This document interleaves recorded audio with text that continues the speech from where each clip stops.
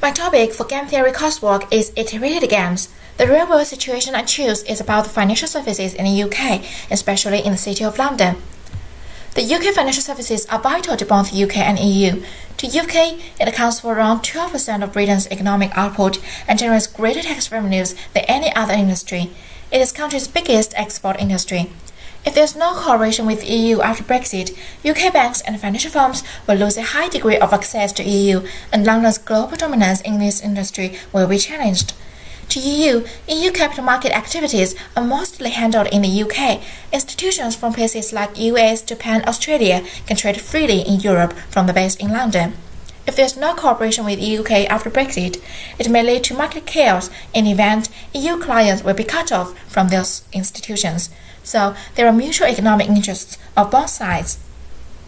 Before Brexit, London financial services have passports into the EU, which will no longer exist after Brexit. So now, UK is seeking to build another relationship.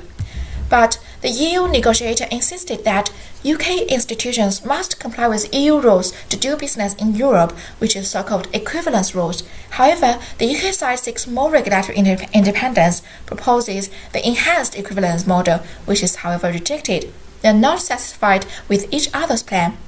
So, concessions must be made by one side or both sides to promote future cooperation, although such concessions can bring some loss. The centipede game is suitable for this negotiation. It is an iterated game in which two players take turns to make choice. There are two players, UK and EU. Each player needs to decide to concede or end negotiation at some stage.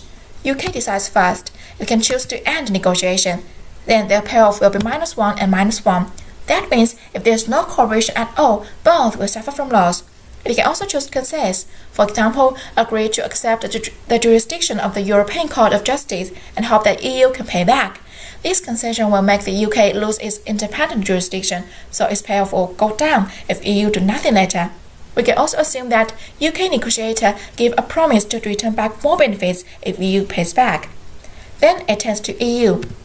It can also choose to concede, for example, agrees to accept the debt issuance law in UK and make a promise like the UK did on the last stage. This concession will make the EU lose some regulatory dominance of the UK, so its payoff will decrease, but the payoff of UK will increase. We assume that there are 4 stages in total because there's time limit and the negotiation cannot go infinitely.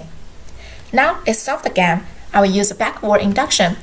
Using backward induction, we will firstly focus on the last stage.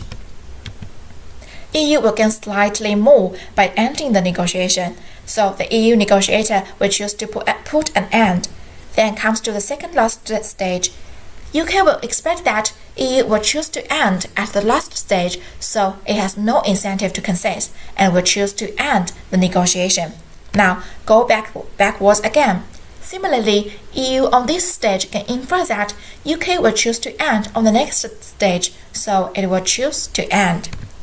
This logic goes backwards to the first stage, and the first player UK will not start the concession at all. So, using backward induction, we solve the game by concluding that UK will never make a concession, and there will be no cooperation between them. Then I will talk about lessons I learned from this solution. In this solution, both players choose their best decisions at every opportunity, and this is totally rational. But the outcome is much worse than the outcome if each player chooses the worst decision every time. In this case, the individual rationality leads to collective irrationality.